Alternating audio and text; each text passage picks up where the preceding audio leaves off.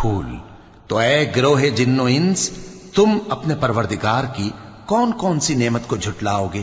اسی نے انسان کو ٹھیکرے کی طرح کھن کھناتی مٹی سے بنایا اور جنات کو آگ کے شعلے سے پیدا کیا، تو تم اپنے پروردگار کی کون کون سی نعمت کو جھٹلاؤ گے؟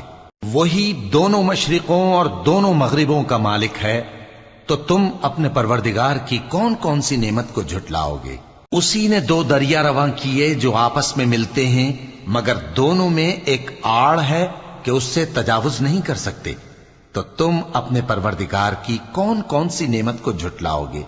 ان دونوں دریاؤں سے موتی اور مونگے نکلتے ہیں، تو تم اپنے پروردگار کی کون کون سی نعمت کو جھٹلاؤ گے؟